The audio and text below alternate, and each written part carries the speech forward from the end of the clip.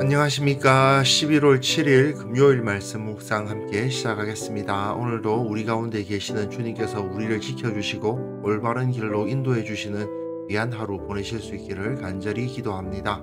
오늘 본문은 요한계시록 2장 18절에서부터 29절까지 말씀이고요. 통독하신 말씀은 요한복음 13장, 14장, 15장입니다. 오늘 본문은 두아디라 교회에게 보내지는 예수님의 편지인데요. 이방 종교와의 영적인 혼합 문제가 오늘 본문에서 다루어질 것 같습니다. 먼저 말씀을 읽어보시고 묵상을 이어나갔으면 좋겠습니다. 두아디라 교회의 사자에게 편지하라. 그 눈이 불꽃 같고 그 발이 빛난 주석과 같은 하나님의 아들이 이르시되, 내가 네 사업과 사랑과 믿음과 섬김과 인내를 아노니 네 나중 행위가 처음 것보다 많도다. 그러나 네게 책망할 일이 있노라. 자칭 선지자라 하는 여자 이세벨을 네가 용납함이니 그가 내 종들을 가르쳐 꾀어 행음하게 하고 우상의 제물을 먹게 하는도다. 또 내가 그에게 회개할 기회를 주었으되 자기의 음행을 회개하고자 하지 아니하는도다. 볼지어다, 내가 그를 침상에 던질 터이요 또 그와 더불어 간음하는 자들도 만일 그의 행위를 회개하지 아니하면 큰 환난 가운데에 던지고, 또 내가 사망으로 그의 자녀를 죽이리니 모든 교회가 나는 사람의 뜻과 마음을 살피는 자인 줄 알지라. 내가 너희 각 사람의 행위대로 갚아주리라. 두아디라에 남아있어 이 교훈을 받지 아니하고 소위 사탄의 깊은 것을 알지 못하는 너희에게 말하노니 다른 짐으로 너희에게 지울 것은 없노라. 다만 너희에게 있는 것을 내가 올 때까지 굳게 잡으라. 이기는 자와 끝까지 내 일을 지키는 그에게 만국을 다스리는 권세를 주리니 그가 철장을 가지고 그들을 다스려 질그릇 깨트리는 것과 같이 하리라. 나도 내 아버지께 받은 것이 그러하니라. 내가 또 그에게 새벽별을 주리라. 귀 있는 자는 성령이 교회들에게 하시는 말씀을 들을지어다. 요한계시록의 7교회에게 주어진 이 편지들을 보면 지금 우리가 경험하고 있는 교회의 여러 문제들이 초대 교회 때부터 그 기원을 두고 있다는 사실을 깨닫게 됩니다. 오늘 본문 네 번째 교회죠. 두아디라 교회가 가지고 있었던 문제 역시 현대 교회에서도 발견되는 문제인데요. 바로 이교적인 영성이 교회 안에 들어오는 문제였습니다. 사실 두아디라 교회에 대한 메시지에는 이 두아디라라는 도시의 특성은 크게 나타나지 않습니다. 사도행전에서는 루디아가 이 두아디라시에서 살았던 사람이라고 나오죠. 자색 옷감 장사였던 루디아가 두아디라시에 살던 사람이었다라고 기록하고 있습니다. 이 루디아에 의해서 빌립보 교회가 개척이 되죠. 두아디라 교회의 사자에게 편지하라. 그 눈이 불꽃 같고 그 발이 빛난 주석과 같은 하나님의 아들이 이르시되 하고 시작합니다. 자, 그 눈이 불꽃 같고 그 발이 빛난 주석과 같다는 말은 계시록 1장에서 그의 눈은 불꽃 같고 그의 발은 풀무불에 단련한 빛난 주석 같았다라고 되어 있거든요. 요한이 7개의 등대 사이에 나타나신 예수님의 모습을 보면서 이러한 표현을 하고 있는데 똑같은 표현이 여기서 사용되고 있죠. 그런데 이것은 불꽃같이 감찰하고 빛난 주석같이 밟아서 깨뜨리는 것을 상징적으로 보여주는 거거든요. 그러다 보니까 두아디라 교회를 책망하시는데 조금 더 방점이 찍혀있는 자기소개라고 할 수 있어요. 하지만 예수님은 이들을 책망하시기 전에 칭찬을 먼저 하시면서 시작하고 있습니다. 내가 너희 사업과 사랑과 믿음과 섬김과 인내를 아노니 너희 나중 행위가 처음 것보다 많도다. 결국 예수님께서는 두아디라 교회가 발전하고 있다는 것을 칭찬을 하십니다. 일도 하고 사랑도 있고 믿음도 있고 섬김과 인내, 교회에서 있어야 할 것들은 다 있는데 내 나중 행위가 처음 것보다 많다는 이 표현은 이 두아디라 교회가 발전 도상에 있다는 것이죠. 지금의 규모가 크다거나 영향력이 크다고 보기는 조금 어려운 표현이긴 합니다. 하지만 주님께서는 이렇게 발전하는 교회를 칭찬하시는 거죠. 분명 주님께서는 너희가 큰 교회구나, 많은 힘을 가지고 있구나, 그걸 보고 기뻐하시고 칭찬하시는 분은 아니시잖아요. 계속해서 발전하고 있다. 그거면은 주님께서 기뻐하실 만한 것이란 거죠. 하지만 두아디라 교회가 가지고 있는 문제는 꽤 컸습니다. 그러나 너에게 책망할 일이 있노라. 자칭 선지자라 하는 여자 이세벨을 내가 용납함이니 그가 내 종들을 가르쳐 꾀어 행음하게 하고 우상의 제물을 먹게 하는도다. 이세벨을 용납했다고 되어 있습니다. 이세벨이 누굽니까? 북이스라엘의 왕 아합의 아내 아닙니까? 아합은 이세벨을 통해서 바알과 아세라를 섬기는 종교를 북이스라엘에 들여왔습니다. 그것을 따라서 미루어 보면 두아디라 교회의 어떤 자칭 선지자예요. 자기가 선지자라고 주장하는 어떤 여자가 있었는데 그녀가 이교적인 영성을 교회 내에 도입하고 있었다라는 것을 짐작하게 하죠. 그러다 보니까 행음하게 하고 우상의 제물을 먹게 한다고 표현하고 있습니다. 여기서 행음과 우상의 제물을 먹음이 문자 그대로 음란한 행위를 하게 하고 그 주변의 우상들을 섬기게 했다는 뜻은 아닐 수 있습니다. 하지만 이방 종교에서 사용하는 여러 신비적인 종교 행위를 교회 내로 도입했다는 의미로는 충분히 받아들일 수가 있죠. 사실 열정적이고 신비적인 체험을 강조한다거나 아니면은 많은 것을 바치면 하나님께서 복 주신다거나 뭐 등등의 교회에서 그런 경우가 꽤 있거든요.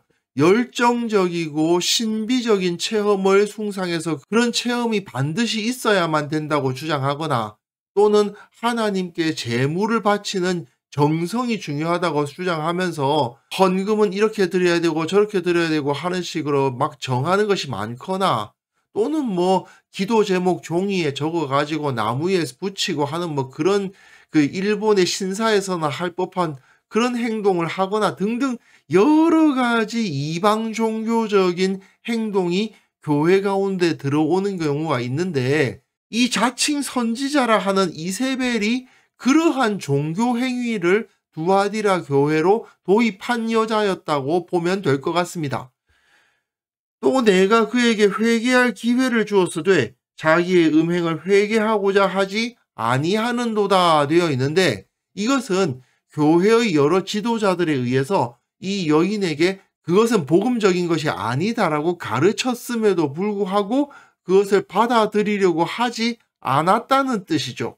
그러니까 교회 내에서 어떤 영적인 열심이 있으신 분이 기도 열심히 하다 보면 특별히 신비적인 체험을 하기도 하고 또는 가끔은 좀 이방 종교에서 사용하는 것 같은 그런 도구를 사용하기도 하고 그런 일이 벌어질 수도 있는데 잠깐 그런 행동을 했다고 해서 그 사람을 정죄해야 된다는 건 아니지만 교회에서 다른 지도자들이 그거는 옳은 것이 아니니까 그렇게 하지 말자라고 가르쳤음에도 불구하고 받아들이지 않는다면 그거는 문제가 있는 거잖아요. 그런데 이 이세벨이라고 불리고 있는 이 자칭 여선지자가 회개하려고 하지 아니하고 가르침을 받아들이려고 하지 않았다는 것을 알게 하죠. 그러니까 예수님은 이렇게 말씀하시는 겁니다. 볼지어다 내가 그를 침상에 던질 터이요 되어 있는데 침상에 던진다는 말은 병상에 던진다는 뜻입니다. 그러니까 병에 걸리게 하신다는 뜻이에요. 또 그와 더불어 간음하는 자들도 만일 그의 행위를 회개하지 아니하면 큰 환난 가운데 던지고 또 이 이세벨이라고 불리는 자칭 여자 선지자의 말을 따랐던 사람들을 말하는 거겠죠. 그들이 회개하지 아니하면 큰 환난을 당하게 하겠다고 말씀을 하시는 겁니다. 또 내가 사망으로 그의 자녀를 죽일 것이다 라고 경고를 하시죠. 어떤 신비적인 체험을 했다고 하면서 사실은 주술이나 다름없는 행동을 하시는 분들 꽤 있는데 사실 병 낫고 싶어서 또는 평안과 부유함을 누리고 싶어서 자녀들이 잘 되게 하고 싶어서 그렇게 하지 않습니까? 많은 사람들이 열정적으로 기도하고 신비적으로 기도하고 막 어떤 특별한 좀 주술적인 행동을 하고 하는 것들이 다 그런 이유가 있어서 하는 거 아니에요. 하지만 주님께서는 오히려 너희가 그렇게 하면 너희가 병들게 할 것이고 또한 환난을 당하게 할 것이고 자녀들이 죽는 슬픔을 당하게 할 것이다 라고 경고를 하고 계시는 겁니다. 모든 교회가 나는 사람의 뜻과 마음을 살피는 자인 줄 알리라. 예수님께서 처음에 뭐라고 말씀하셨어요? 그 눈이 불꽃 같은 분이라고 말씀하셨잖아요. 여기서 모든 교회가 나는 사람의 뜻과 마음을 살피는 자인 줄을 알지라고 말씀을 하시는 겁니다.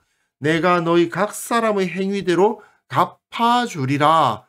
예수님은 그들의 마음의 뜻을 알고 계시거든요. 그들이 열정적으로 기도하든 조용히 기도하든 그 사람의 뜻과 마음을 살피고 계시기 때문에 신비적인 체험을 했다고 하고 어떤 주술적인 행위를 하고 하면서 기도하지 않아도 예수님께서는 그 중심을 보신다는 겁니다. 그리고 그 중심이 예수님을 섬기기 위함이 아니라 사실은 자기 병 낫기 위해서, 그저 부유함을 누리기 위해서 자녀들 잘 되라고 그런 행동하고 있구나 하는 것을 예수님이 다 보고 계신다 그 말씀이죠. 두아디라에 남아있어 이 교훈을 받지 아니하고 소위 사탄의 깊은 것을 알지 못하는 너희에게 말하노니 다른 짐으로 너희에게 지울 것은 없노라. 소위 사탄의 깊은 것, 이 표현 자체가 어떤 것이겠어요? 영적인 깊은 세계를 체험해야 된다 하면서 여러분들이 지금 교회 와서 기도하고 말씀 듣고 하는 그 수준으로 하나님을 만날 수가 없다. 깊은 영적인 자리에 나아가야 된다. 뭐 이런 말씀하시는 분들 있잖아요. 근데 예수님은 그것을 뭐라고 말씀하시냐면 사탄의 깊은 거라고 말씀하시거든요. 그런데 두아디라 교회 내에도 그 이세벨이라는 자칭 선지자를 따르지 않고 그 사탄의 깊은 것을 추구하지 않았던 사람들이 있는데 예수님은 뭐라고 말씀하십니까? 다른 짐으로 너희에게 지울 것이 없다. 다만 너희에게 있는 것을 내가 올 때까지 굳게 잡으라. 너희에게 주어진 그 말씀, 복음, 그거 외에 더 가져야 할 것이 없다. 다만 너희에게 주어진 그 진리가 있지 않느냐? 그걸 붙잡으라 그 말씀이죠. 더 깊은 어떤 특별한 영적인 세계가 있다는 식의 가르침을 받아들여서는 안 된다고 말씀하시는 겁니다. 이런 신비적인 종교 행위를 추구하지 않아도 주님께서는 충분히 그 은혜를 주시는데 이기는 자와 끝까지 내 일을 지키는 그에게 만국을 다스리는 권세를 주겠다. 사탄의 깊은 것, 깊은 영적인 세계로 들어가서 주님의 권세를 발휘합시다. 이런 소리 듣지 말라는 말씀이죠. 끝까지 너희가 내게 받은 그 복음을 붙들고 있는 자에게 만국을 다스리는 권세를 주겠다. 그 복음 자체가 권세가 된다는 말씀입니다. 그가 철장을 가지고 그들을 다스려 질그릇 깨뜨리는 것과 같이 하리라. 이것은 시편 2편의 말씀이에요. 내가 철장으로 그들을 깨뜨리며 질그릇같이 부수리라 하는 표현이 있죠. 시편 2편은 왕의 대관식 시편이거든요. 왕의 권세를 갖게 된다는 뜻입니다. 우리가 신앙생활을 하면서 어떤 특별한 영적인 세계를 경험하고 하나님과의 직통 계시를 받고 그런 거 안 해도 복음을 붙들고 말씀대로 살아가고 사랑을 실천하는 그 삶을 붙들고 있으면 그것이 만국을 다스리는 권세가 되고 왕권을 가지는 것과 같게 될 것이다. 나도 내 아버지께 받은 것이 그러하니라. 예수님의 권세 역시 어떤 특별한 영적인 체험이 있어서 그게 되시는 것이 아니고 너희들이 지금 경험하고 있는 그 복음의 능력과 같다고 말씀하시는 겁니다. 내가 또 그에게 새벽 별을 주리라 말씀하시는데 이 새벽 별이라는 것은 다니엘서에 많은 사람을 옳은 대로 돌아오게 한 자는 별과 같이 영원토록 빛나리라. 이것을 반영하고 있는 것이 아닌가 생각이 되는데요. 결국은 복음이 지혜고 복음을 가지고 많은 사람들을 구원하는 그 역할을 감당할 것이니까 다른 거 어떤 특별한 영적 세계가 있다고 이리저리 찾아다니지 말고 너희에게 있는 것을 내가 올 때까지 굳게 잡으라. 너희가 알고 있는 그 복음의 진리, 말씀의 진리, 그 안에서 떠나지 말고 그것을 붙잡고 있으라는 말씀인 거죠. 사실 우리가 신앙생활할 때 어떤 영적인 체험, 신비적인 현상이 없다라고 주장할 필요는 없습니다. 하지만 다른 사람이 그런 영적 체험을 했다고 해서, 그런 신비적 현상을 경험했다고 해서 나도 그렇게 되어야만 된다고 생각할 필요는 없는 거예요. 우리가 창세기 묵상을 했는데 야곱을 한번 생각해 보세요. 야곱은 아버지의 집에 있는 동안에 사실 그곳에 있는 모든 것을 누리고 있었음에도 불구하고 자기가 갖지 못한 것을 추구했죠. 자기가 둘째로 태어났기 때문에 장자의 권세를 얻으려고 자기에게는 없는 에서의 털을 가지려고 털이 있는 양 염소 털로 갖다 붙였고, 아버지의 인정을 받지 못했기 때문에 거짓말을 가지고 축복받아냈고 그렇게 했죠. 하지만 그렇게 했을 때에 그가 뭘 얻었습니까? 오히려 모든 것을 빼앗기고 말잖아요. 물론 신앙생활 하다 보면 어떤 사람에게는 영적 체험이 주어지기도 하고 신비적 현상이 생기기도 합니다.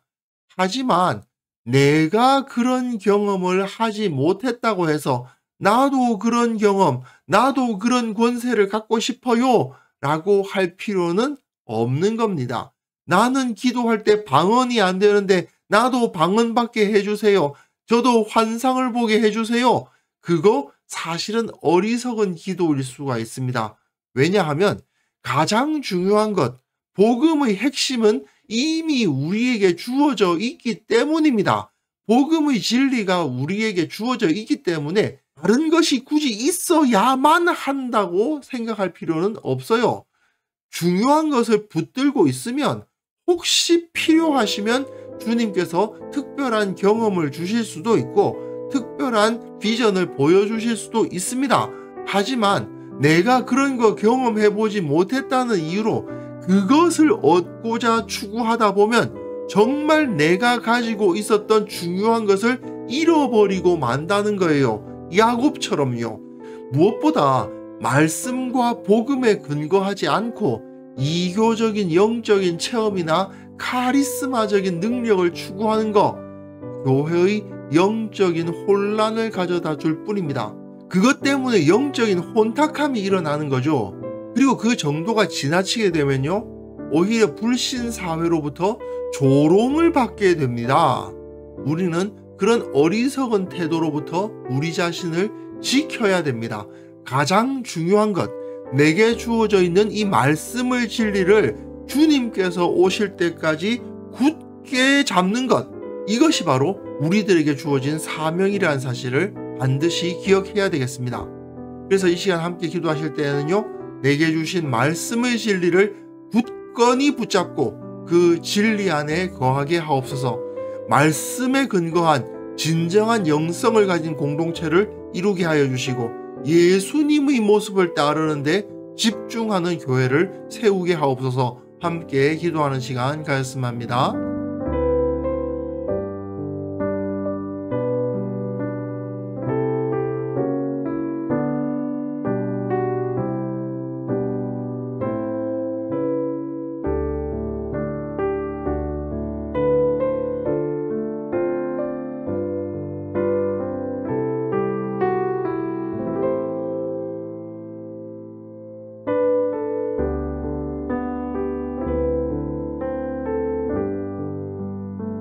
하나님 아버지, 말씀의 진리가 가장 중요하다는 것을 잊지 아니하고 그것을 온전히 붙잡고 그 진리 안에 거하기를 선택하는 자들 되게 하여 주옵소서. 우리 교회가 오직 말씀에 기초한 진정한 영성을 가진 공동체가 되게 하여 주시고 오직 예수 그리스도의 모습을 나타내는 데 집중하는 공동체가 될 수 있도록 도와주옵소서. 특별히 한국 교회가 혼탁한 영적인 현실에 놓여져 있습니다. 주님께서 불쌍히 여겨주시고 진정한 능력, 말씀의 능력을 가진 살아있는 공동체로 거듭날 수 있도록 주께서 은혜 위에 은혜를 허락하여 주옵소서. 아버지 하나님, 이미 주님께서 우리에게 베풀어 주신 그 은혜와 능력이 얼마나 큰지를 깨닫게 하여 주시고, 오늘 하루 정말 주님의 말씀대로 살아가고 주님의 인도하심을 경험하는 귀한 하루 보낼 수 있도록 도와주옵소서. 주님께서 나의 모든 필요를 아시고 나의 모든 기도에 응답하시며 또한 나와 동행하시고 내 말과 행동과 마음을 감찰하신다는 것을 기억하며 주님의 은혜 안에 거하는 하루 보낼 수 있도록 주께서 우리를 붙들어 주옵소서. 감사드리옵고 예수님의 이름으로 기도합니다. 아멘.